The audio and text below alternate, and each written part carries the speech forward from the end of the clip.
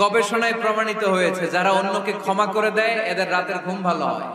যারা অন্যকে ক্ষমা করে দেয় এরা স্বস্তিতে থাকে, এদের কোনো মেন্টাল স্ট্রেস থাকে না, এদের হার্ট অ্যাটাক হয় না, এরা স্ট্রোক করে না। আলহামদুলিল্লাহ পড়ে। আল্লাহ রাসূল সাল্লাল্লাহু আলাইহি সাল্লাম একটা ভরা মজলিসে বললেন, এখন এক সাহাবী এসে এখানে বসবে, এই সাহাবীটা জান্নাতি। সব সাহাবারা অবাক, না জানি তিনি কার কথা বললেন। সবাই দেখতে পেলেন ইন দা মিন টাইম এক আনসারী সাহাবী এসে এই জায়গাটাতে বসলো। তার কয়েকদিন পরে আরেকটা ভরা মজলিসে আল্লাহ রাসূল বললেন, এখন এই মাত্র এক সাহাবী এসে এখানে বসবে, এই সাহাবীটা জান্নাতি। ঠিক ওই দিনও ওই আনসারী সাহাবীটা এসে ওইখানে বসেছে। আবার কয়েকদিন পরে আল্লাহ রাসূল সাল্লাল্লাহু আলাইহি ওয়াসাল্লাম বললেন, এই মুহূর্তে এই মজলিসে এমন এক সাহাবী ঢুকবে, এই সাহাবীটা জান্নাতি। সবাই খেয়াল করে দেখলো ওই যে আনসারী সাহাবীর কথা রাসূল সাল্লাল্লাহু আলাইহি ওয়াসাল্লাম আগে বলেছিলেন, ওই সাহাবী এসে ইন দা মিন টাইম ওই জায়গায় বসেছে। চিল্লায় পড়েন সুবহানাল্লাহ। সব সাহাবীরা অবাক হয়ে গেলেন, ঘটনা কি? কি এমন গোপন আমল করে এই সাহাবী যে গোপন আমলের কারণে তিনটা ভরা মজলিসে বিশ্বনবী এই সাহাবীকে বললেন জান্নাতি। সাইয়েদনা আব্দুল্লাহ ইবনে আমর ইবনুল আস গোপন তথ্য বের করার জন্য এই সাহাবীর বাড়িতে চলে যে সাহাবীকে সালাম দিয়ে বললেন, ও আনসারী সাহাবী, আমার বাবার সাথে আমার ঝগড়া হয়েছে, আমি 3 দিনের জন্য তোমার বাড়িতে মেহমান হতে চাই। কয়দিনের জন্য? 3 দিন। ওই আনসারী সাহাবী বলল, আহলান ওয়া সাহলান, খুশআমদেদ, আপনি আমার মেহমান হবেন, এটা তো আমার সৌভাগ্য। আসেন, থাকেন, এই ঘরে আমি থাকি, এই ঘরটা ফাঁকা, আপনি এখানে থাকেন। এবার আব্দুল্লাহ ইবনে আমর ইবনুল আস খেয়াল করলেন কোন গোপন আমল করে কিনা, কোন নেক আমল আছে কিনা এই সাহাবীর, যে কারণে 3বার বিশ্বনবী সাহাবীদের জান্নাতি বলেছে। 3 দিন টানা 3 দিন লক্ষ্য করার পরে সাইয়েদনা আব্দুল্লাহ ইবনে আমর ইবনুল আস এই সাহাবীর মধ্যে তেমন বিশেষ কোন নেক আমল, গোপন আমল আর দেখতে পায় নাই। 3 দিন যখন শেষ, যাওয়ার পথে বলে, ভাই আসলে আমার আব্বার সাথে আমার তেমন কোনো ঝগড়া টগড়া হয় নাই। ঝগড়া টগড়া কিছু না, আমি বিশেষ একটা কারণে এসেছি। 3বার বিশ্বনবী তোমাকে জান্নাতি বলে ঘোষণা করেছে, আমি দেখার জন্য এসেছি যে তুমি কি আমল করো। কিন্তু আমি তো বিশেষ কোনো আমল দেখলাম না। নামাজের সময় নামাজ পড়ো, তাহাজ্জুদের সময় তাহাজ্জুদ পড়ো, কোরআন তেলাওয়াতের সময় কোরআন তেলাওয়াত করো, আমি যা ইবাদত করি তাই তো করো, বরং আমার চেয়ে কম করো। কি এমন তোমার আমল যে আমলের কারণে বিশ্বনবী তোমারে জান্নাতি বলেছে? সাহাবীটাকে বলে, আব্দুল্লাহ, আমার জীবনে বিশেষ কোনো আমল নাই, এমন কোন আমল আমি আমার জীবনে করি নাই যে আমলের কারণে বিশ্বনবী আমারে জান্নাতি বলে ঘোষণা দিতে পারে। তবে হ্যাঁ, এমন একটি আমল আছে, প্রতি রাতে ওই আমলটা করে আমি বিছানায় ঘুমাতে যাই। প্রতি রাতে এশার নামাজের পরে আমি যখন আমার বিছানায় ঘুমাতে যাই, আমি আমার অন্তরে কারো ব্যাপারে কোনো ঘৃণা, কোনো ক্ষোভ আমার অন্তরে পুষে রাখি না। সুবহানাল্লাহ। কোনো ক্ষোভ, কোনো ঘৃণা, কোনো হিংসা, কারো ব্যাপারে অহংকার, জেলাসি, এগুলো অন্তরে নিয়ে আমি ঘুমাই না। আমি যখন ঘুমাতে যাই, আমি সবাইরে ক্ষমা করে দিয়ে, মাফ করে দিয়ে ঘুমাতে চলে যাই। হয়তো এই আমলটা আল্লাহ তাআলার কাছে অত্যন্ত প্রিয় হতে পারে, এই কারণেই হয়তো বিশ্বনবী আমাকে জান্নাতি বলে ঘোষণা করেছে। চিল্লায় পড়তে হবে আল্লাহু আকবার। এজন্য রাতের বেলায় যখন বিছানায় যান, সব ভুলে যান। কে গালি দিছিল ভুলে যান, কে ঠকাইছিল ভুলে যান, কে অপমান করেছিল ভুলে যান, কার সাথে মারামারি হয়েছিল ভুলে যান।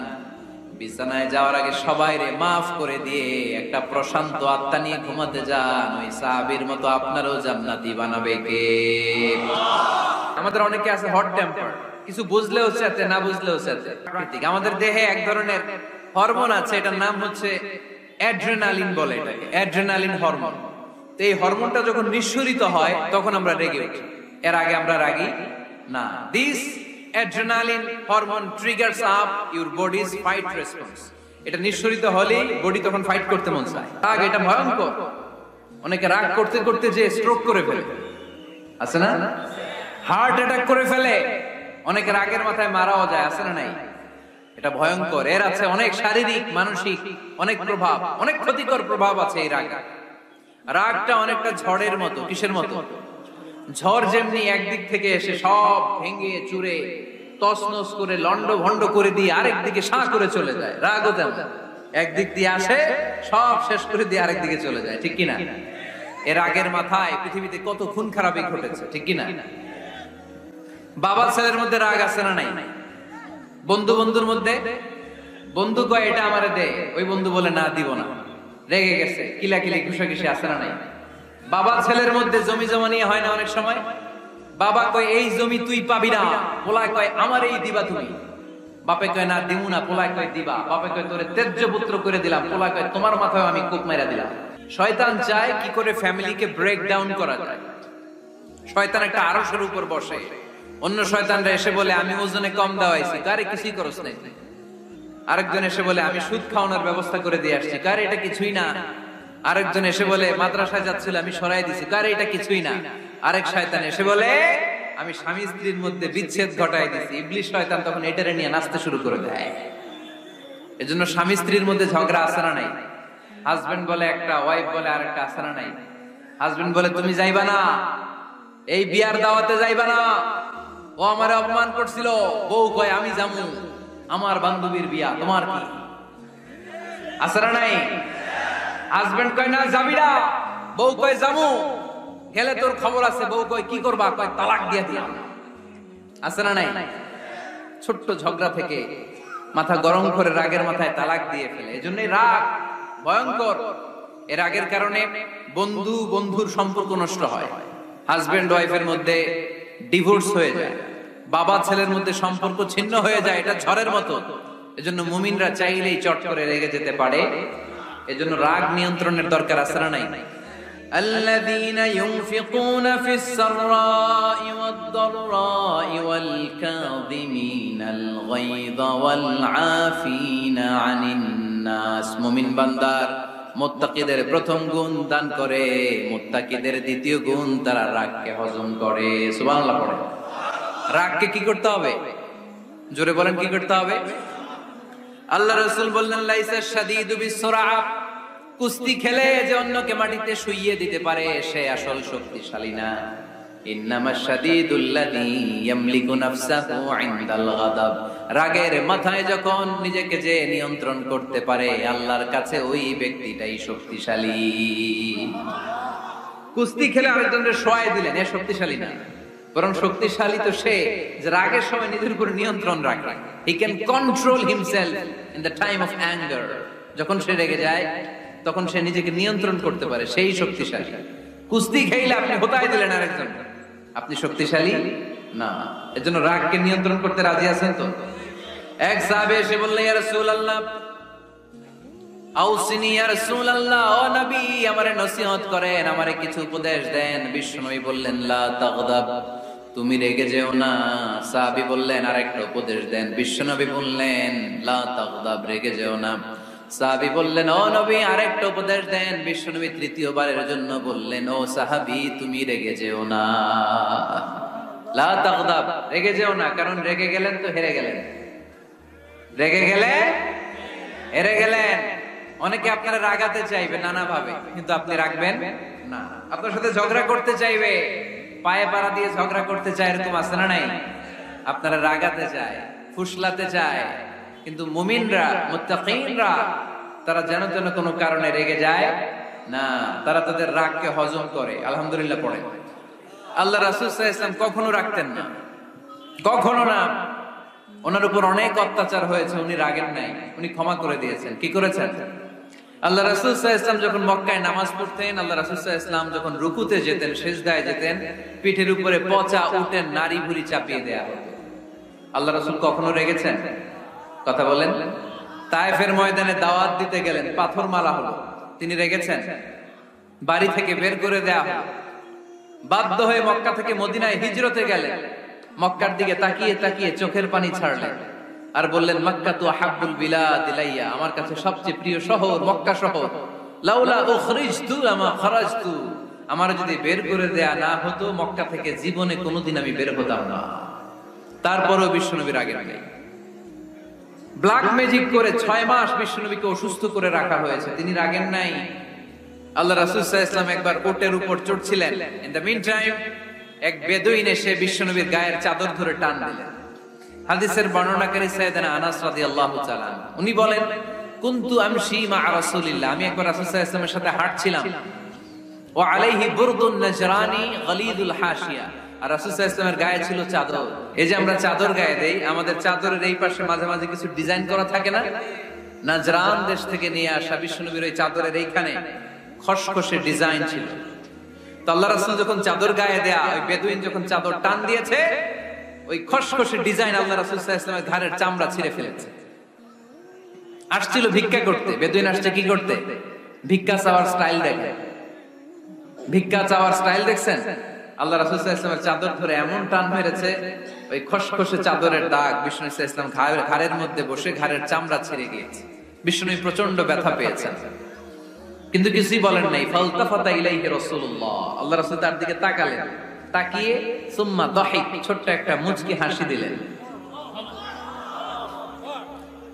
মুচকি হাসি দিলেন, ভিক্ষা করতে আসছে, চাদর ধরে টান মেরা ঘাড়ের চামড়া ছিঁড়ে ফেলছে, আর বলতে শুরু করছে, ইয়া মুহাম্মদ মুরলি মিন মালিল্লাহ, আল্লাহর যে সম্পদ আছে বাইতুল মালের সম্পদ থেকে আমার কিছু দাও, আমার কিছু নাই।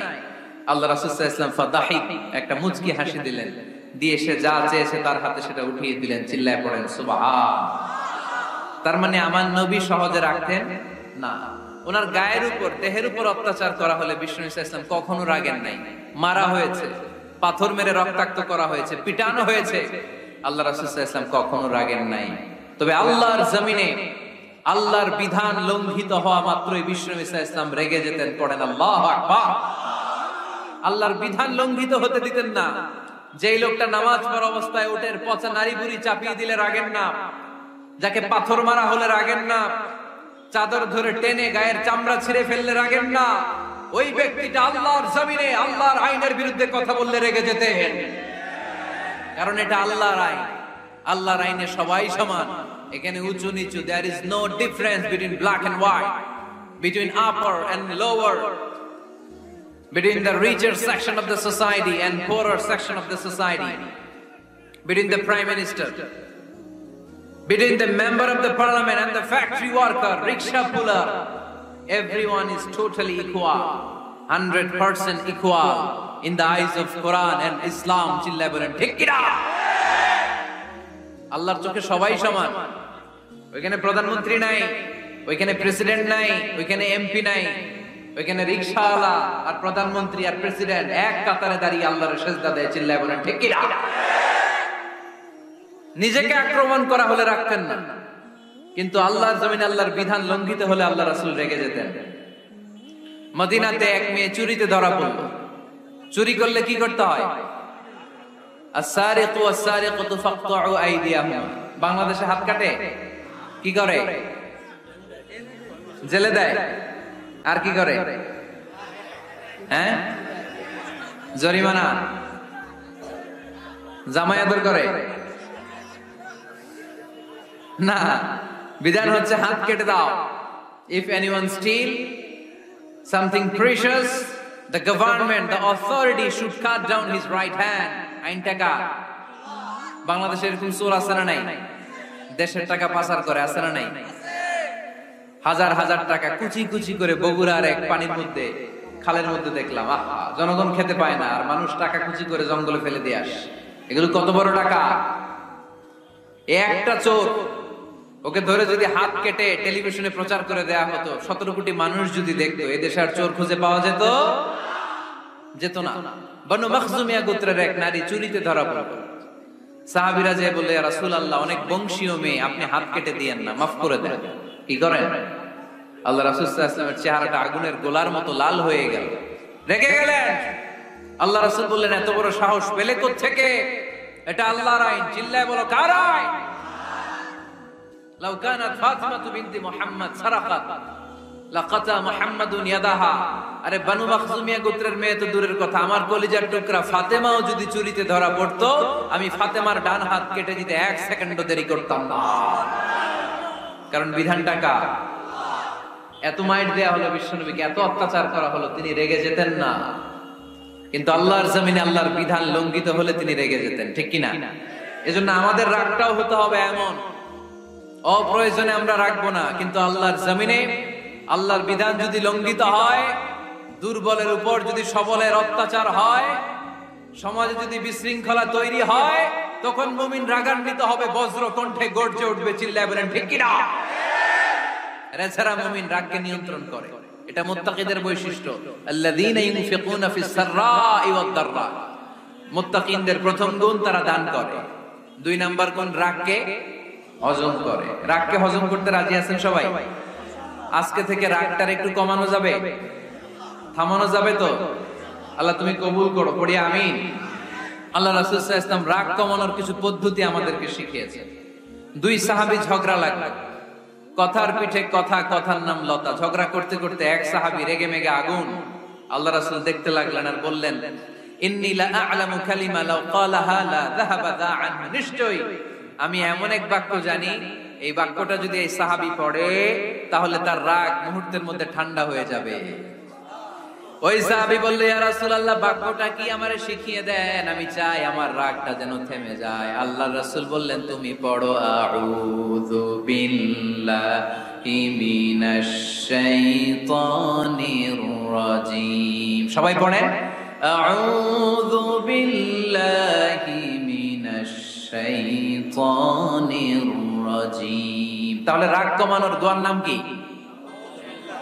সবাই বলেন, আউযু বিল্লাহি মিনাশ শাইতানির রাজীম। এটা হচ্ছে 1 নাম্বার ফর্মুলা। এটা কয় নাম্বার মনে থাকবে? রাগ আসলে এই দোয়াটা পড়ব, মুহূর্তে রাগকে ঠান্ডা করে দিবে কে? 2 নাম্বার ফর্মুলা হচ্ছে, বেশি রাগ চলে আসলে আপনি চুপ থাকবেন।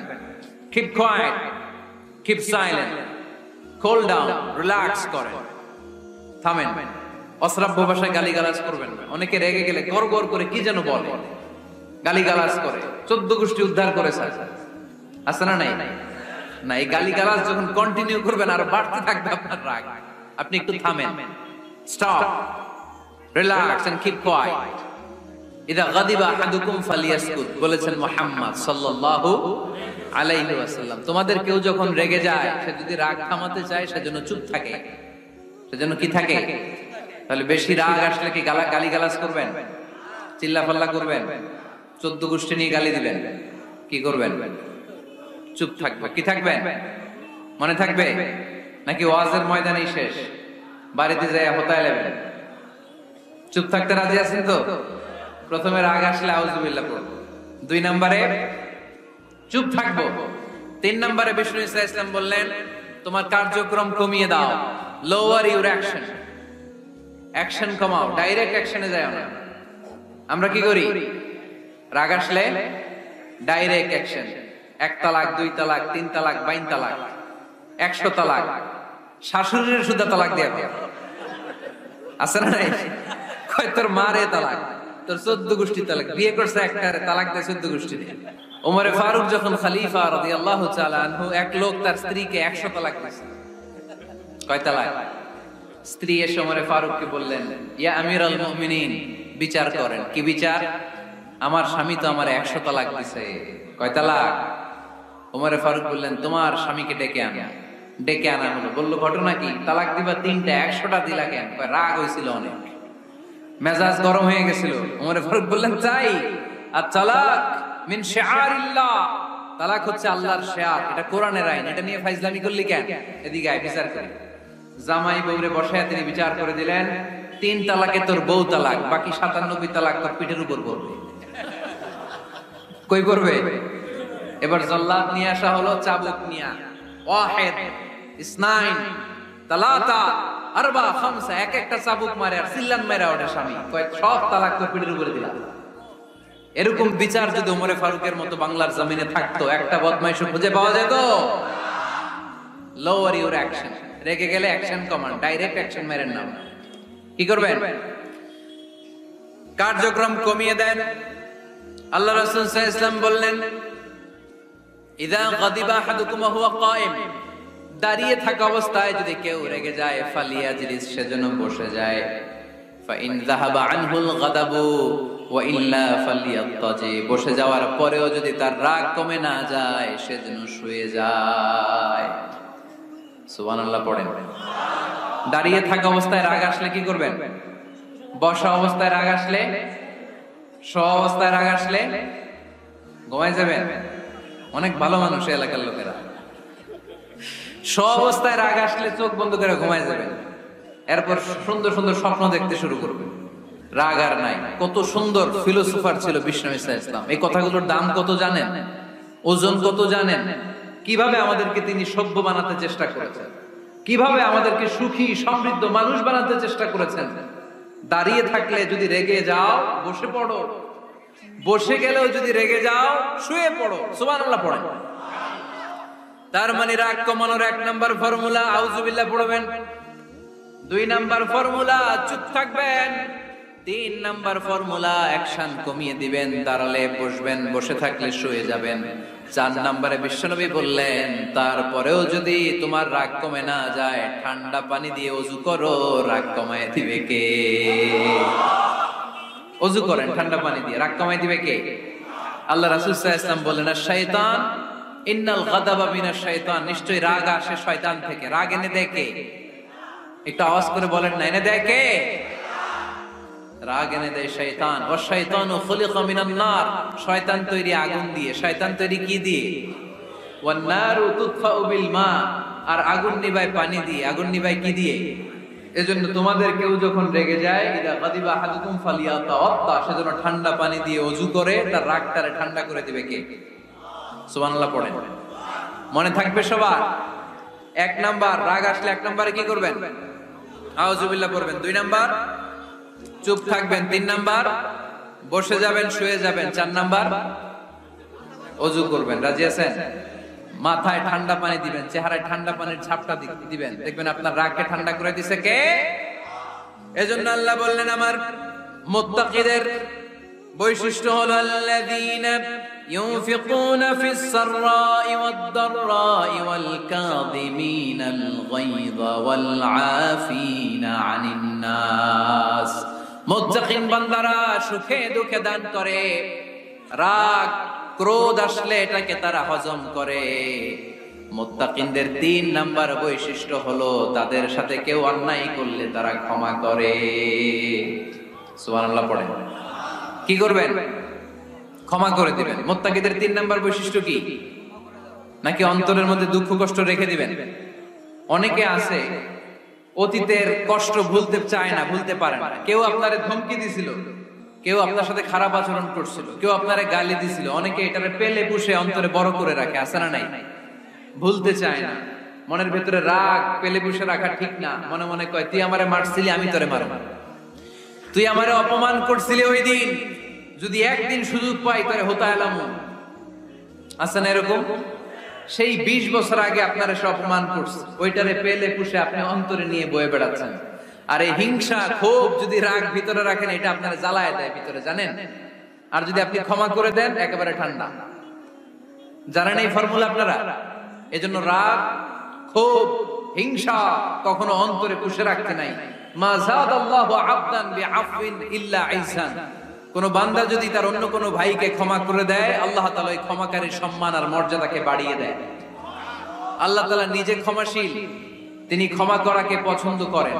তাই আমাদের বেশি বেশি ক্ষমা করা দরকার। এজন্য এখন কেউ যদি আপনার সাথে খারাপ আচরণ করে, আপনার উপর জুলুম করে, অন্যায় করে, কি করবেন? মাফ করে দিবেন। মাফ করতে রাজি আছেন তো? আচ্ছা সবাই বুঝে শুনে উত্তর দেন। আল্লাহ পাক আমাদের সব গুনাহগুলো ক্ষমা করে দেখ, আমরা চাই কি চাই না? আল্লাহ আমাদেরকে মাফ করুক, আমরা চাই কি চাই না? দেখেন আমরা কিন্তু ঠিকই আল্লাহর কাছে ক্ষমা চাই, কিন্তু আমরা নিজেরা নিজেদেরকে ক্ষমা করতে পারি না। নিজেরা নিজেদেরকে ক্ষমা করি না। সে আমার সাথে খারাপ আচরণ করছে, আমি ক্ষমা করতে পারি না। ও আমারে গালি দিছিল, আমি ক্ষমা করি না, কিন্তু আমি কিন্তু ঠিকই আল্লাহর কাছে ক্ষমা চাই। আল্লাহর কাছ থেকে ক্ষমা পেতে হলে আগে কি করতে হবে? ক্ষমা করে দিতে হবে। আল্লাহুম্মা ইন্নাকা আফুন তুহিব্বুল আফওয়া ফাআফু আন্নি। হে আল্লাহ, আপনি ক্ষমাশীল, আপনি ক্ষমা করাকে পছন্দ করেন। আল্লাহ আপনি আমাকে ক্ষমা করে দেন। কদরের রাতে আমরা এই দোয়া করি না যে আল্লাহ আপনি ক্ষমাশীল, আল্লাহ আপনি ক্ষমা করাকে পছন্দ করেন, আল্লাহ আপনি আমাকে ক্ষমা করে দেন। আল্লাহর কাছে আমরা ক্ষমা চাই, কিন্তু আমরা নিজেরা নিজেদেরকে ক্ষমা করতে পারি না। আপনি যদি মুত্তাকি হতে চান, আগে মানুষকে ক্ষমা করতে হবে। রাজি আছেন তো? আল্লাহ রাসূল সাল্লাল্লাহু আলাইহি ওয়াসাল্লাম যে কোনো পরিস্থিতিতে, যে কোনো অত্যাচারের বিপরীতে তিনি ক্ষমা করে দিতেন। সুবহানাল্লাহ পড়েন। এজন্য মাফ করার বৈশিষ্ট্য অর্জন করতে হবে প্রিয় ভাইরা। আমরা অনেকেই অন্যের ব্যাপারে অনেক তিক্ত অভিজ্ঞতা, আমারে গালি দিছিল, আমারে ঠকাইছিল, এগুলো ভুলতে পারি না। আছে না নাই? এগুলো ভুলে যান। ভুললে দেখবেন সব ঠান্ডা। এজন্য আল্লাহ বললেন আল্লাযীনা ইউনফিকুনা ফিস সাররাই ওয়াদ দাররাই ওয়াল কাযিমিনাল গায়যা ওয়াল আফিনা আনিন নাস ওয়াল্লাহু ইউহিব্বুল মুহসিনিন। আমার মুত্তাকি বান্দারা সব সময় দান করে, আমার মুত্তাকি বান্দারা রাগকে নিয়ন্ত্রণ করে, আমার মুত্তাকি বান্দারা অন্যের ব্যাপারে অন্তরে হিংসা বিদ্বেষ পুষে রাখে না, আমার মুত্তাকি বান্দারা সবাইকে ক্ষমা করে দেয়। সুবহানাল্লাহ পড়ে। কয়টা গেল? আর বাকি কয়টা? চিল্লায় বলতে হবে কয়টা? 2 মিনিট সময় হবে আপনাদের শোনার, সবার সময় হবে। 4 নম্বর আল্লাহ বললেন ওয়াল্লাযীনা ইযা فعلوا فاحشة أو ظلموا أنفسهم ذكروا الله فاستغفروا لذنوبهم। যদি তোমরা মুত্তাকি হতে চাও, মুত্তাকি বান্দার 4 নম্বর গুণ, তারা যদি কোনো অশ্লীল কাজ করে, পাপ করে, সাথে সাথে ক্ষমা চায় কার কাছে? যত পাপ আমরা করি না কেন, ক্ষমার দরজা আমাদের জন্য খোলা রেখেছে কে? সব সময় খেয়াল রাখবেন, কিশোরগঞ্জের যুবক ভাইয়েরা, পাপ হয়ে যেতে পারে, এটা ভেরি সিম্পল। তুমি মিথ্যা বলে ফেলেছো, খাদ্যে ভেজাল দিয়েছো, ওজনে কম দিয়েছো, পরকিয়া করেছো, অবৈধ দৈহিক সম্পর্ক করেছো, ব্লু ফিল্ম দেখেছো, নিজের উপর নফসের উপর জুলুম করেছো, তারপরেও তোমার জন্য ক্ষমার দরজা খোলা রেখেছে কে?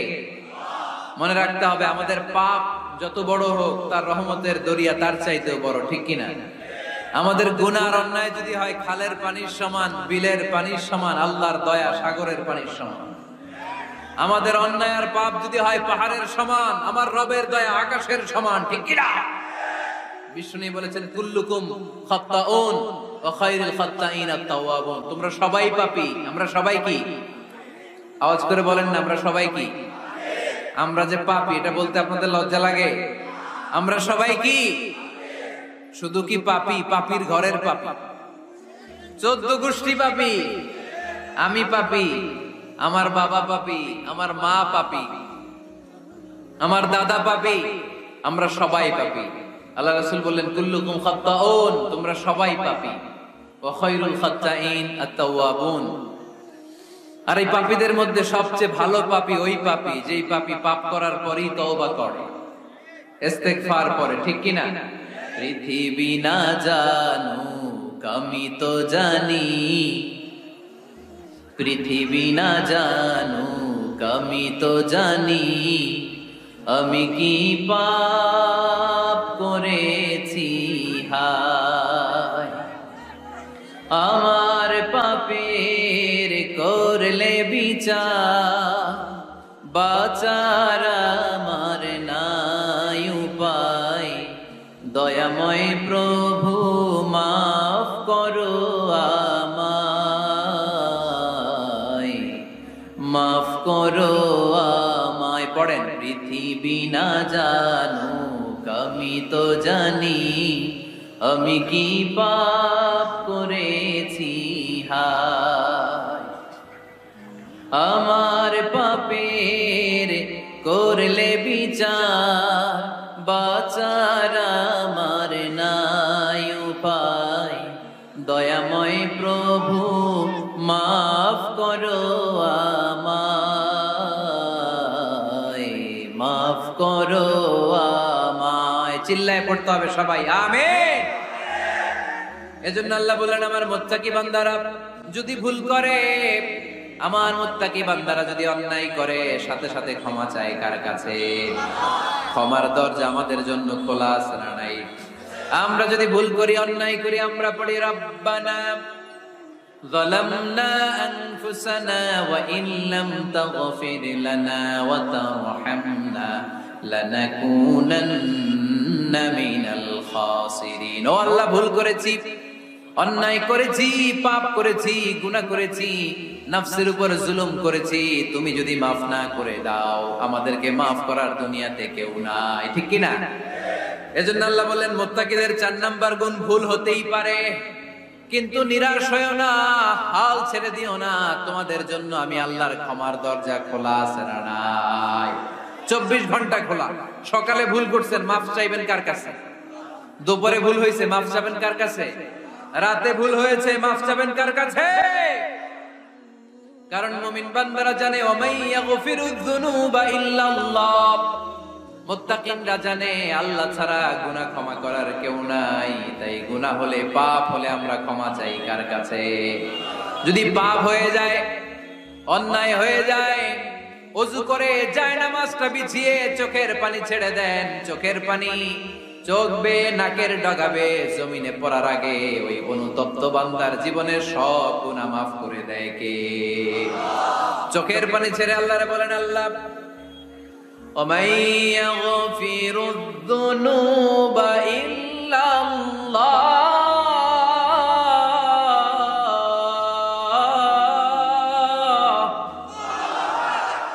وَمَن يَغْفِرُ الذُّنُوبَ إِلَّا اللَّهُ, আল্লাহ ছাড়া গুনাহ ক্ষমা করার আর কোন দ্বিতীয় মাবুদ আমাদের আর আছে নাকি? চোখের পানি ছেড়ে দিয়ে আল্লাহরে ডেকে বলেন, আল্লাহ আমি ছাড়া তোমার গোলামের অভাব নাই, অভাব আছে? আমি ছাড়া তোমার বান্দার অভাব নাই, আমি ছাড়া তোমার গোলামের অভাব নাই, কিন্তু তুমি ছাড়া আমার কোনো রব নাই, ঠিক কি না? আমার গুনাহ ক্ষমা করার মতো দ্বিতীয় কোনো মালিক নাই, দ্বিতীয় কোনো রব নাই, দ্বিতীয় কোনো প্রভু নাই। তুমি যদি ফিরিয়ে দাও কোথাও যাওয়ার জায়গা নাই, ঠিক কি না? এভাবে চোখের পানি ছেড়ে ক্ষমা চাইলে মাফ করে কে? আল্লাহ বলে মুত্তাকিদের ভুল হতেই পারে, মানুষ মাত্রই ভুল হয়, কিন্তু ভুল হওয়া মাত্রই তারা আমার কাছে ফিরে আসে, তারা আমার কাছে ক্ষমা চায়। ওয়ালাম ইউসিররু আলা মা ফাআলু ওয়া হুম ইয়ালামুন। ৫ নাম্বার বৈশিষ্ট্য হলো জেনে বুঝে ক্ষমা চাওয়ার পরে ওই পাপ কাজ দ্বিতীয়বার আমার বান্দারা করে না, ঠিক কি না? ওয়ালাম ইউসিররু আলা মা ফাআলু ওয়া হুম ইয়ালামুন। ৫ নাম্বার বৈশিষ্ট্য, মুত্তাকিদের সর্বশেষ বৈশিষ্ট্য হচ্ছে জেনে বুঝে তারা পাপ কাজ রিপিট করে না। কারণ আপনি যখন তওবা করবেন, আপনি যখন ক্ষমা চাইবেন, আপনি আল্লাহর কাছে ওয়াদা করবেন, আল্লাহ ভুল হয়েছে, অন্যায় হয়েছে, চোখের পানি ছেড়ে আল্লাহ তোমার কাছে ক্ষমা চাই, তুমি ছাড়া ক্ষমা করার কেউ না, আল্লাহ তুমি আমারে মাফ করে দাও, পারতপক্ষে এই পাপ কাজ, এই ভুল কাজ আমি আর করব না। ওয়ালাম ইউসিররু আলা মা ফাআলু ওয়া হুম ইয়ালামুন। তাফসীর ইবনে কাসীর এসেছে ওয়ালাম ইউসিররু মানে ওয়ালাম ইস্তামিররু আলা মা ফাআলু ওয়া হুম ইয়ালামুন, জেনে বুঝে ওই পাপ কাজ কন্টিনিউ করে না। আপনি সকালে ভুল করছেন, আল্লাহর কাছে মাফ চাইলেন, বিকেলে ওইটা আবার করা যাবে? সকালে খাদ্যে ভেজাল দিবেন, বিকেলে মাফ চান, এরপরের দিন আবার ভেজাল দেন, আবার মাফ চান, তারপরের দিন বাজারে আবার ভেজাল দেন, তারপরে মাফ চান। এরকম করলে মুত্তাকি হওয়া যাবে নাকি? মদিনার সাহাবীদের মধ্যে সবচাইতে গরীব সাহাবী ছিলেন সাইয়েদনা বেলাল রাদিয়াল্লাহু তাআলা আনহু। নিজের লজ্জাস্থান ঢাকার কাপড়টা ছাড়া তার কাছে দ্বিতীয় কোনো কাপড় ছিল না। সকালে যদি খাবার পেত, দুপুরে খাবার ছিল না, দুপুরে পেলে রাতের জন্য ছিল না, আজকে খাবার থাকলে কালকে নাই। মদিনার সবচাইতে গরীব সাহাবী বেলাল রাদিয়াল্লাহু তাআলা আনহু, লজ্জাস্থান ঢাকার জন্য শুধু একটা জামা ছিল, গায়ে দেওয়ার মতো কোনো জামা নাই। এই সাহাবীর মতো গরীব কোন সাহাবী মদিনার জমিনে নাই। এই বেলাল রাদিয়াল্লাহু তাআলা আনহুকে বিশ্বনবী ডেকে বললেন, ইয়া বেলাল আনফিক ইয়া বেলাল লা তাখশা মিন যিল আরশি ইকলালা। ও বেলাল, আল্লাহর রাস্তায় দান করো, কারণ আমার আল্লাহর ধনভাণ্ডারের কমতি নাই। সাইয়েদনা বেলাল রাদিয়াল্লাহু তাআলা আনহু সবচেয়ে গরীব। শুনতেছেন? বুঝতেছেন? সবচেয়ে গরীব। ডাউন পার্টটা ঢাকার মতো একটা গার্মেন্ট ছিল, একটা কাপড়, এটা পেঁচায় আসতো, নামাজ পড়তো। প্রত্যেক ফরজ সালাতের পরে আল্লাহ রাসূল সাল্লাল্লাহু আলাইহি ওয়াসাল্লাম আয়াতুল কুরসি পড়তেন। মান ক্বারাআ আয়াতাল কুরসি দুবুরা কুল্লি সালাতিন মাকতুবাতিন লাম ইয়ামনাহু মিন দুখুলিল জান্নাতি ইল্লাল মাউত। প্রত্যেক ফরজ সালাতের পরে যে ব্যক্তি আয়াতুল কুরসি পড়ে, তার জান্নাতে যাওয়ার ক্ষেত্রে আর কোনো বাধা থাকে না, একটা জিনিস ছাড়া, সেটা হচ্ছে মরণ। লোকটা মরে না, তাই জান্নাতে যায় না, মরলেই জান্নাতে। আমাদেরকে অনেক সময় জিন ভূত আসর করে না? আসর করে। তো জিন ভূত যাদেরকে ডিস্টার্ব করে, তারা বেশি বেশি আয়াতুল কুরসি পড়বেন। আল্লাহ রাসূল সাল্লাল্লাহু আলাইহি ওয়াসাল্লাম বলেছেন, সূরাতুল ইখলাস, সূরাতুল ফালাক, সূরাতুন নাস, এই তিনটা পরে ফিস সাবাহি ওয়াল মাসা, সকাল সন্ধ্যা, ওয়া ইনদামা ইয়াযহাব ইলা ফিরাশি, আর যখন বিছানায় তিনি ঘুমাতে যেতেন এই 3 কুল পড়ে আল্লাহ রাসূল সাল্লাল্লাহু আলাইহি ওয়াসাল্লাম হাতে ফু দিতেন, আর ওই ফু দেয়া হাতটা মাথা থেকে মুছতে মুছতে পা পর্যন্ত মুছতেন। It's a protection from your lord, এটা আমাদের রবের পক্ষ থেকে একটা প্রোটেকশন। সুবহানাল্লাহ পড়েন। We should take this protection every day at morning and evening. শয়তানের ওয়াসওয়াসা থেকে, জিন ভূতের আসর থেকে বাঁচার জন্য এই প্রোটেকশন আমাদের নেওয়া দরকার। আমাদের আদরের কচি কাঁচা সোনামণিরা যারা আছে তাদেরকেও, বাচ্চাদেরকেও জিন ভূত ডিস্টার্ব করে কি করে না? করে। আমরা তাদেরকেও এগুলো শিখাই দিব। এগুলোকে বলে রুকিয়া আল ইসলামিয়া, ইসলামী রুকিয়া। এই ঝাড়ফুঁক করা সুন্নাহ। আল্লাহ রাসূল সাল্লাল্লাহু আলাইহি ওয়াসাল্লাম নিজেও ঝাড়ফুঁক করতেন। একবার সেজদারত অবস্থায় আল্লাহ রাসূল সাল্লাল্লাহু আলাইহি ওয়াসাল্লামের হাতে একটা বিচ্ছু পোকা কামড় দিল, তিনি খুব ব্যথা পেলেন। আম্মা জান আয়েশা বললেন, আয়েশাকে বললেন লবণের পানি গরম দাও। আল্লাহ রাসূল সাল্লাল্লাহু আলাইহি ওয়াসাল্লাম কোরআনের আয়াত পড়ে ফু দিলেন, লবণের পানি ঢালা শেষ, ফু দেওয়া শেষ, আঙ্গুলের ব্যথাও শেষ। তো এইভাবে নিমিষেই আমরা সুস্থ হয়ে যেতে পারি। কোরআনের দেয়া যত যত পদ্ধতি আল্লাহ তাআলা আমাদের জন্য প্রেসক্রাইব করেছেন, এটা আমাদের কল্যাণের জন্য দিয়েছেন। আমরা অনেকে অসুস্থ থাকি, আপনারা মধু খেতে পারেন, বেশি করে মধু খেলে আপনি সুস্থ থাকবেন। কালিজিরা খেতে পারেন, কালিজিরা হাব্বাতুস সাউদা শিফাউন মিন কুল্লি দা ইল্লা সাম, মৃত্যু ছাড়া সব রোগের ঔষধ। মধুর সাথে মিক্স করে খাবেন, সুস্থ রাখবে কে? আমি প্রায় বলি যে কোরআনিক এই মেডিসিন গুলো আপনারা খাবেন, মাখবেন, এগুলো অনেক ভালো। অলিভ অয়েলের কথা আমি প্রায় বলি। আল্লাহ রাসূল সাল্লাল্লাহু আলাইহি ওয়াসাল্লাম অলিভ অয়েল মাখতেন, জাইতুনের তেল দিয়ে দাড়িতে মাখতেন, চুলে মাখতেন, গায়ে মাখতেন। চামড়া সহজে কুঁচকে যায় না, চেহারা উজ্জ্বল থাকে, চুল সহজে সাদা হয় না। নারীদেরকে কিন্তু খুশি রাখতে হয়, ঠিক কিনা? ঘরে যে আমাদের স্ত্রীরা থাকে, এদেরকে যদি খুশি রাখতে না পারেন ভেজাল আছে না নাই? রোজা রাখা লাগবে, ঘরের চুলায় আগুন জ্বলবে না, রান্না বান্না হবে না, ঠিক কিনা? এজন্য বিষ্ণুনবী সব সময় বলতেন ফাস্তাউসু বিন নিসাই খায়রা, নারীদের সাথে ভালো আচরণ করো, কোমল আচরণ করো। নারীরা হচ্ছে কাচের গ্লাসের মতো।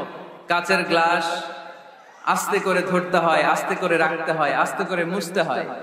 এটা নিয়ে জোর জবরদস্তি করলে এটা ভেঙে যায়, ঠিক কিনা? এজন্য নারীদের সাথে কোমল আচরণ করবেন, ভালোবাসার কথা বলবেন, আপনার স্ত্রীর কাছে আপনার ভালোবাসা প্রকাশ করবেন প্রাণ উজাড় করে। পারবেন? আল্লাহ তাআলা সাইয়েদনা আদম আলাইহিস সালামকে বললেন, তুমি ইয়া আদম উসকুন আনতা ওয়া যাওজুকাল জান্নাহ, তুমি আর তোমার বউ মিলে জান্নাতে থাকো। তার মানে তাদের বিয়ে হয়েছিল জান্নাতে, আর বিয়ের সম্পর্কটা জান্নাতি সম্পর্ক। আলহামদুলিল্লাহ পড়েন। বিয়ের পরিস্থিতি, প্রিপারেশন এগুলোরে সহজ করে দিবেন, বিয়েকে কঠিন করবেন না। আল্লাহর দোহাই লাগে, যে সমাজে বিয়ে করা কঠিন ওই সমাজে জিনা করা সহজ, আর যেই সমাজে বিয়ে করা সহজ ওই সমাজে জিনা করা কঠিন, ঠিক কিনা? আপনি বাংলাদেশের উদাহরণে আসেন, বাংলাদেশে বিয়ে করা সহজ না কঠিন? কঠিন। 8 লক্ষ টাকা মোহরানা দেয়া লাগবে, এত টাকা পামু কই? কথা বলেন। কিন্তু পরকিয়া করা সহজ, অবৈধ সম্পর্ক বিল্ড আপ করা, গার্লফ্রেন্ড বয়ফ্রেন্ড সম্পর্ক রাখা, বান্ধবীরে বাদাম খাওয়ালে আপনার সাথে চলে আসবে, ঠিক কিনা? তার মানে অল্প পয়সায় এই হারাম সম্পর্কগুলোকে অর্জন করা যায়। আর বিয়ে করতে চাইলে বাবা বলে আগে নিজের পায়ে দাঁড়া। তো এতদিন কার পায়ে দাঁড়াইছে? সহজ করে দেন। এই উঠতি বয়সের যুবক যুবতী, কিশোর কিশোরী, তাদের যৌবনের তাড়নায় যে পাপগুলো করে তার একটা পার্সেন্টেজ গুনাহ আপনার বাবা হিসেবে আপনার আমলনামাতেও আছে না নাই? এজন্য খবরদার, বিয়েটারে সহজ করে দিবেন, পরিবার গঠন করবেন। বিয়ের চাইতে ভালো কাজ পৃথিবীতে হতে পারে না। বিয়ে করলে রিজিক খুলে যায়, কপাল খুলে যায়। ওয়াদাটা কার? চিল্লায় বলেন কার? কাজী নজরুল ইসলাম অল্প বয়সে বিয়ে করেছেন। আমাদের স্বাধীনতার স্থপতি, এদেশের মহান নেতা বঙ্গবন্ধু শেখ মুজিবুর রহমান অল্প বয়সে বিয়ে করেছেন। মহাত্মা গান্ধী অল্প বয়সে, সব বড় বড় নেতারা অল্প বয়সে বিয়ে করেছেন। কিন্তু তারা যে সফল হয়েছে, কোনো সমস্যা হয়েছে? কথা কয় না। আমাদের স্বাধীনতার স্থপতি বঙ্গবন্ধু শেখ মুজিবুর রহমান, উনি সফল না ব্যর্থ? চিল্লায় বলে সফল। তো উনি যে কম বয়সে বিয়ে করে সফল হয়েছে, এই বিয়ে ওনার কোনো বাধা দিছে? কথা বলে ঝামেলাটা হইলো ওনারা কম বয়সে বিয়ে করে সফল হয়েছেন, আর আমরা সফল হয়ে তারপরে বিয়ের পিড়িতে বসতে চাই, ঠিক কিনা? সফলতার কোনো শর্টকাট নাই, বিয়ে করেন সফল বানাই দিবে কে? রব্বে কারিমের দরবারে ক্ষমা প্রাপ্তদের খাতায় নাম তুলো, ক্ষমার জন্য প্রতিযোগিতা কর, আর জান্নাত লাভের প্রতিযোগিতা কর। আদেশটা কার? আমরাও ছুটি, আমরাও প্রতিযোগিতা করি, দুনিয়া কামানোর প্রতিযোগিতা, ঠিক কিনা? কেমন করে পৃথিবীতে ভালো থাকা যায়, কেমন করে অন্যের মেরে নিজের জায়গা জমি বাড়ানো যায়, কেমন করে দুর্বলের উপর অত্যাচার করে সমাজে সবল হওয়া যায়, কেমন করে প্রতিযোগিতার লড়াইয়ে ক্ষমতার দাপট দেখানো যায়, এগুলোর প্রতিযোগিতা। কেমন করে পেঁয়াজের দাম বাড়িয়ে দিয়ে খেটে খাওয়া মেহনতি মানুষের কষ্ট বাড়ানো যায়, কেমন করে দেশের সাধারণ জনগণের মধ্যে গুজব ছড়িয়ে দেয়া যায়, এগুলোর প্রতিযোগিতা, যাতে মানুষের কষ্ট হয়, যাতে আল্লাহ লানত তার উপর আসে। কিন্তু মুমিনরা কখনো এ ধরনের প্রতিযোগিতায় নামতে পারে? মুমিনরা যাবে ডানে না বায়ে? সবাই বলেন। ডানে আছে ক্ষমা আর জান্নাত। ডানে আছে কি? আর উত্তর দিতে হবে আমার প্রশ্নের, ডানে আছে কি? আর দুইটা জিনিস আছে, এক নম্বরে ক্ষমা, দুই নম্বরে আওয়াজ করে বলেন, এক নম্বরে, দুই নম্বরে। এই দুইটা আমরা চাই কি চাই না? আল্লাহ বললেন সারিউ ইলা মাগফিরাতিন মির রাব্বিকুম, রবের পক্ষ থেকে ক্ষমার দিকে ছোট, ওয়া জান্নাতিন, আর এমন জান্নাতের দিকে ছোট, আরদুহাস সামাওয়াতু ওয়াল আরদ, যে জান্নাত আকাশ জমিন বিস্তৃত। আরদুহাস সামাওয়াতু ওয়াল আরদ, আল্লাহর প্রকাশ ভঙ্গিটা দেখেন, এক্সপ্লেনেশন সিস্টেম। আল্লাহ বললেন আকাশ জমিন বিস্তৃত জান্নাতের জন্য তোমরা প্রতিযোগিতা করো। বিশাল জান্নাত, ঠেলা ঠেলি নাই। আল্লাহ রাসূল সাল্লাল্লাহু আলাইহি ওয়াসাল্লাম বললেন ইন্না মিসরাঈন মিন মাসারি'আল জান্নাহ মা বাইনা মাক্কা ওয়া হাজার, সৌদি আরবের মক্কা শহর থেকে বাহরাইন দেশের হাজার শহর যত দূর, জান্নাতের এক একটা দরজার অর্ধেক তত দূর। তার মানে এক দরজা দিয়ে কয়েক হাজার কোটি জান্নাতি এক ধাক্কায় ঢুকবে। সুবহানাল্লাহর আস্তে বললেন। দরজা দিয়ে যদি কয়েক হাজার লোক এক ধাক্কায় ঢুকতে পারে, দরজার সাইজ যদি এত বড় হয়, তাহলে জান্নাতের সাইজ কত? ওই জান্নাতে কোনো ধাক্কা ধাক্কি আছে? এজন্য আল্লাহ বললেন ওয়াসারিউ ইলা মাগফিরাতিন মির রাব্বিকুম ওয়া জান্নাতিন আরদুহাস সামাওয়াতু ওয়াল আরদ উইদ্দাত লিল মুত্তাকিন। আল্লাহর ক্ষমার দিকে ছোট, আল্লাহর জান্নাতের দিকে ছোট। যেই জান্নাত ছোট নয়, যেই জান্নাতটা সংকীর্ণ নয়, যেই জান্নাত হলো আকাশ জমিন বিস্তৃত। সুবহানাল্লাহ। উইদ্দাত লিল মুত্তাকিন, এই জান্নাতকে আল্লাহ তাআলা মুত্তাকিদের জন্য তৈরি করেছে। কাদের জন্য? আপনাদের জন্য তৈরি করেছে। আলহামদুলিল্লাহ পড়েন। মুত্তাকি কারা? যারা আল্লাহরে ভয় পায়। মুত্তাকি কারা? যারা আল্লাহকে না দেখে ভয় পায়, তাদেরকে কি বলে? মুত্তাকি। আল্লাহর দেখছেন কখনো? লা তুদরিকুহুল আবসার, পৃথিবীর চামড়ার চক্ষু দিয়ে আমার রব আল্লাহ তাআলাকে দেখা যায় না, কিন্তু ওহুয়া ইউদরিকুল আবসার, তিনি সবাইরে দেখতে পায়। সুবহানাল্লাহ পড়েন। তিনি আমাদের দৃষ্টির অন্তরালে, কিন্তু আমরা তার দৃষ্টির অন্তরালে কশ্চিন কালেও কখনো এক মুহূর্তের জন্য যেতে পারি না। মুত্তাকিনদের জন্য তিনি এই জান্নাতকে তৈরি করেছেন। এখন এই মুত্তাকিন কারা? সেই মুত্তাকিনদের পরিচয় আল্লাহ তাআলা এই সূরার ভেতরে দিয়েছেন। আল্লাহ বললেন আমার মুত্তাকি বান্দার প্রথম গুণ, আল্লাযীনা ইউনফিকুনা ফিস সাররাই ওয়াদ দাররাই ওয়াল কাযিমিনাল গায়যা ওয়াল আফিনা আনিন নাস ওয়াল্লাহু ইউহিব্বুল মুহসিনিন। সুবহানাল্লাহ পড়ো। আল্লাযীনা ইউনফিকুনা ফিস সাররাই ওয়াদ দাররা, আমার মুত্তাকি বান্দারা সচ্ছল অসচ্ছল উভয় অবস্থায় দান করে। যখন তাদের কাছে বেশি টাকা থাকে তখন তারা বেশি দান করে, যখন কম থাকে কম দান করে, কিন্তু দান করে, ঠিক কি না? দান করার ধারাবাহিকতা কখনো থামায় না। এখন আপনি সচ্ছল, অনেক টাকা তো বেশি দেন, এক সময় অর্থের টানাপোড়েন যাচ্ছে, সমস্যা যাচ্ছে, তো ওই সময় কম দেন। বছরে আপনি অবস্থা ভালো থাকলে 10,000 টাকা সাদাকা করেন, যখন অবস্থা খারাপ 10 টাকাও কি সাদাকা করা যাবে না? তার মানে ইনফিকুনা ফিস সাররাই ওয়াদ দাররা, সুখে দুঃখে সব সময় যে দেয় তার নাম মুত্তাকি। সুখে দুঃখে সব সময় যে দেয় তার নাম। মদিনার সমাজে মদিনার সাহাবীদের মধ্যে সবচেয়ে গরীব সাহাবী ছিলেন সাইয়েদনা বেলাল রাদিয়াল্লাহু তাআলা আনহু। নিজের লজ্জাস্থান ঢাকার কাপড়টা ছাড়া তার কাছে দ্বিতীয় কোনো কাপড় ছিল না। সকালে যদি খাবার পেত, দুপুরে খাবার ছিল না, দুপুরে পেলে রাতের জন্য ছিল না, আজকে খাবার থাকলে কালকে নাই।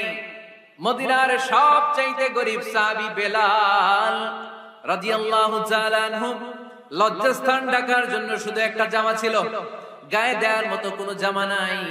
এই সাহাবীর মতো গরীব কোন সাহাবী মদিনার জমিনে নাই। এই বেলাল রাদিয়াল্লাহু তাআলা আনহুকে বিশ্বনবী ডেকে বললেন, ইয়া বেলাল আনফিক ইয়া বেলাল লা তাখশা মিন যিল আরশি ইকলালা। ও বেলাল, আল্লাহর রাস্তায় দান করো, কারণ আমার আল্লাহর ধনভাণ্ডারের কমতি নাই। সাইয়েদনা বেলাল রাদিয়াল্লাহু তাআলা আনহু সবচেয়ে গরীব। শুনতেছেন? বুঝতেছেন? সবচেয়ে গরীব। ডাউন পার্টটা ঢাকার মতো একটা গার্মেন্ট ছিল, একটা কাপড়, এটা পেঁচায় আসতো, নামাজ পড়তো। গায়ে রাখার মতো কোনো জামা নাই, আর খাবার দাবার টাকা পয়সা বলতে নাই। ওই সাহাবী নবী সাল্লাল্লাহু আলাইহি ওয়াসাল্লাম বললেন, আনফিক বেলাল, বেলাল তুমিও দান করো, তুমিও দাও, দানের হাতকে প্রশস্ত করে দাও। আনফিক ইয়া ইবনা আদম উনফিক আলাই, হে বনি আদম দাও, দিলে আমি তোমারে দেব।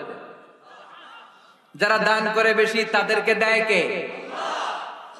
দিলেই আসবে, না দিলে আসে না। আপনি দেন, দেখবেন আসতে শুরু করছে। এটাই সিস্টেম। দিলে কমে না, না দিলে কমে। সুবহানাল্লাহ পড়ে। উদাহরণ হিসেবে বোঝেন, আপনার হাতে 5 কেজি ওজনের একটা জিনিস দেয়া হলো, আপনি এটারে ধরে রাখছেন। এটারে ধরে রাখলে আর কিছু নিতে পারবেন? এটারে দিয়ে দিলেই না আরেকটা ধরতে পারবেন, ঠিক কি না? 5 কেজির এটা হুজুরে দিয়ে দিলাম, এরপরে কেউ আমার 20 কেজি দিলে ওইটা ধরবো, ওইটা আবার আরেকজনকে দিব, এরপরে আরেকজন 30 কেজি দিলে ওইটারে ধরবো। কথা বলেন, কথা বলেন, কথা বলেন। এজন্য আল্লাহ বললেন, ইনফিকুনা ফিস সাররাই ওয়াদ দাররা। আমার মুত্তাকি বান্দারা প্রথম গুণ, তারা সুখে দুঃখে সব সময় দান করে, দানের ধারাবাহিকতা সব সময় অব্যাহত রাখে। যারা সুখে দুঃখে সচ্ছল অসচ্ছল সব অবস্থায় দান করে, তাদের নাম হলো মুত্তাকি। এই কিপটামি কৃপণতা ভুলে যা, দেন, দেন না একটু, আপনারা দিবে কে? বিশ্বাস হয়? দিলে বাড়ে, দিলে না দিলে কমে, কারণ আপনি দিলে আপনারে দিবে কে? তবে গোপন অবস্থায় দেওয়াটা উত্তম। প্রকাশ্য দান করলে আল্লাহ কবুল করেন, ওইটাতেও সওয়াব আছে, কিন্তু গোপনে দান করলে বেশি খুশি হয় কে? গোপনে দান করলে আল্লাহর রাগ ক্রোধ কমে যায়। আপনার কোন পাপের কারণে আল্লাহ যদি আপনার উপর রেগে থাকে, আপনি গোপনে কিছু দান করে দেন, ওই রাগটা মুহূর্তেই ঠান্ডা হয়ে যাবে।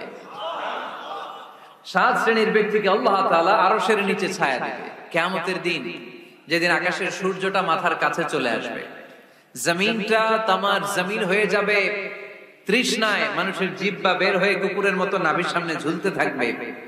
সূর্যের প্রচন্ড কিরণ আর তাপে মাথার মগজগুলো গলে গলে নাকের ছিদ্র আর কানের ছিদ্র দিয়ে ভাতের মাড়ের মতো টপ টপ করে বেয়ে বেয়ে পড়বে। আল্লাহর আরশের ছায়া ছাড়া সেদিন আর কোনো ছায়া থাকবে না। বিষ্ণু বললেন, 7 শ্রেণীর ব্যক্তিকে আল্লাহ তাআলা সেদিন আরশের নিচে ছায়া দিবে। তার মধ্যে থেকে 1 শ্রেণীর ব্যক্তি, কিশোরগঞ্জের ভাইয়েরা খেয়াল করে শুনেন, তার মধ্যে 1 শ্রেণীর ব্যক্তি হচ্ছে রাজুলুন তাসাদ্দাকা বিসাদাকা ফাআখফাহা। 1 শ্রেণীর ব্যক্তি হচ্ছে ওই ব্যক্তি যে গোপনে আল্লাহর জন্য দান করে। আচ্ছা, লা তা'লামু শিমালুহু মা তুনফিকু ইয়ামিনু, এমন গোপনে এসে আল্লাহর রাস্তায় দান করে দেয়, তার ডান হাত কি দান করেছে বাম হাত টের পায় না। ডান হাত কি দিল, বাম হাত দেখে না। অন্য মানুষ জানা তো দূরের কথা, এই গোপন দান আমার আল্লাহর কাছে খুব প্রিয়। এজন্য একটু দান করার অভ্যেস করেন, অল্প করে করেন। আজকে যে এই 5 টাকা দান করে দেন মসজিদে, 2 টাকার নোট থাকলে দান করে দেন, 1 টাকার পয়সা থাকলে দান করে দেন। দান করতেই হবে, কারণ মুত্তাকি হতে চাইলে এই দানের ধারাবাহিকতা কন্টিনিউয়াসলি এটা রাখতে হয়, এটা থামানো যায় না। সময় ভালো বেশি দিলাম, সময় খারাপ কম দিলাম, কিন্তু দিতে হবে। রাজি আছেন? আল্লাকা সিররুন ইনদাল্লাহ বাইনাকা আনতা ওয়া বাইনাল্লাহ আল্লাকা সাদাকাতুন তাখফা লা ইয়ালামুহা ইল্লাল্লাহ আল্লাকা সিররুন ইনদাল্লাহ বাইনাকা আনতা ওয়া বাইনাল্লাহ আল্লাকা সাদাকাতুন তাখফা লা ইয়ালামুহা ইল্লাল্লাহ সুবহানাল্লাহ। আল্লাকা সিররুন ইনদাল্লাহ, তোমার আর তোমার আল্লাহর মাঝে কোনো গোপন আমল আছে নাকি যেটা আল্লাহ ছাড়া কেউ জানে না? জীবনে আমাদের প্রত্যেকের এমন কিছু গোপন আমল, ইবাদত আর দান সদকা করা দরকার যেটা দুনিয়ার কেউ জানে না, জানে আমার রব আর জানি আমি। এরকম দান থাকার দরকার আছে না নাই? তোমার জীবনে এমন কোন গোপন সদাকা আছে নাকি যেটা আল্লাহ ছাড়া কেউ দেখেনি? এই গোপন সদাকাটা আল্লাহ খুব পছন্দ করে। এখানে মাদ্রাসা, আজকে আমার ভাই অমুক ভাই দিবেন 2 লক্ষ টাকা, বলেন মারহাবা। এটা উনি আল্লাহর জন্য দিতে পারে, মারহাবার জন্য দিতে পারে, ঠিক কিনা? কিন্তু রাতের আধারে রাস্তার পাশ দিয়ে হেঁটে যাচ্ছেন, মসজিদের দান বাক্সটা লেখা, উপরে সাইনবোর্ডে লেখা মুক্ত হস্তে আল্লাহর ঘরের জন্য দান করুন। কেউ নাই, কাক পক্ষী নাই, রাত বাজে 2টা, হঠাৎ করে পকেট থেকে 1000 টাকা বা 100 টাকার কচকচে নোটটা আপনি দান করে দিলেন। ওই দানটা 1 কোটি টাকার দানের চেয়েও বড় দান। কারণ দুনিয়ার কেউ তখন দেখে নাই, দেখেছে কে? কেউ যেটা দেখে না সেটা দেখে কে? কেউ যেটা জানে না সেটা জানে কে? সবার চোখ ফাঁকি দেয়া গেলেও আমার আল্লাহর চোখ ফাঁকি দেয়া যায়? এজন্য দান করতে হবে একজনের খুশির জন্য, তিনি কে?